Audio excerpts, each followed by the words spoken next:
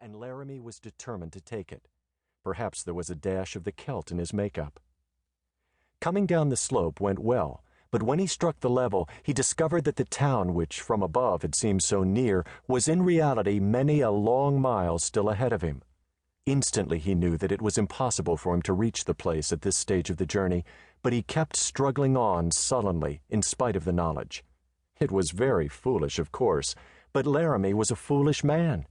Besides, he had dreamed all that day and all of many days before about the party he would have when it was possible once more for him to put his legs under a table covered with a white cloth and be served by the hands of another. Sometimes he grew so impatient that he even growled at the weight of the fortune which he was carrying on his back. In reality, it was more than 50 pounds of gold. In the eyes of the world, it was 50 pounds of respect. For Laramie was a failure, a rank failure.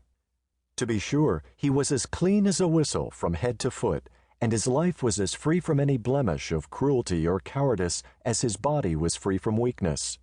Yet he was a failure. In him, two long lines joined and culminated, and the two long lines, in their mutual estimation, had produced a man not worth his salt. When Charles Laramie married Agnes Stillwater, there was every expectation that the offspring of such a marriage would be a person to be wondered at. But the offspring was one son, and that son was a black failure. He did nothing right. He should have stepped into the paths of finance, where the large tread of his father and grandfather and great-grandfather had beaten down so wide and smooth a trail.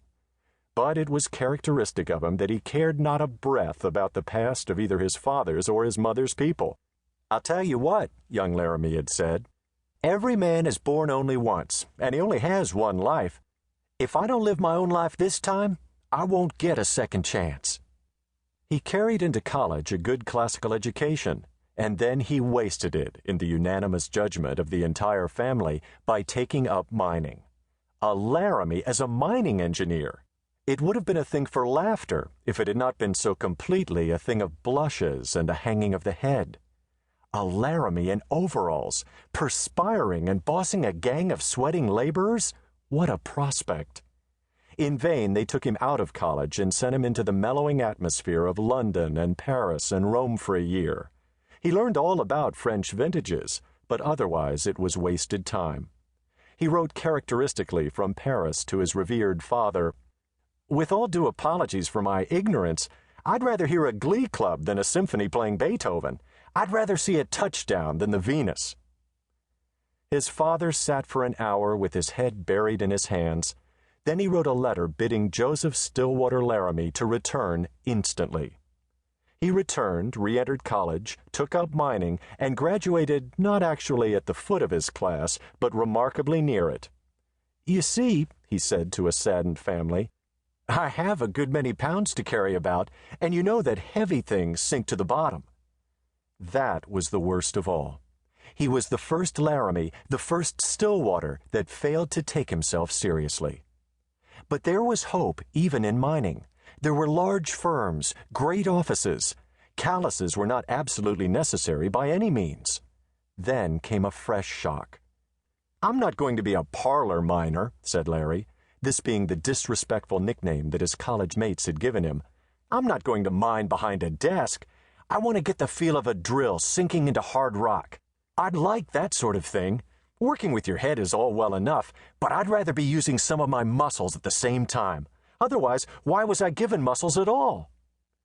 What could be done with such a fellow? The family followed the example of Pilate, and having washed its hands of him, allowed him to go west. Thereafter they spoke of him only when direct questions were asked, and then their answers were given with bated breath. People began to feel that all was ended with Larry, except the inscription to be placed on his tombstone. But how would they feel when they learned that he had taken 5 or 6 thousands out of a soil that promised to yield him 10 times that sum in a very short time? He had a shrewdly founded suspicion that the pride of the Laramie and the Stillwater families was based upon dollars and cents. He could see his father prick up his ears. He could see uncles and aunts say, "After all, inheritance will tell." "And murder will out," declared Laramie.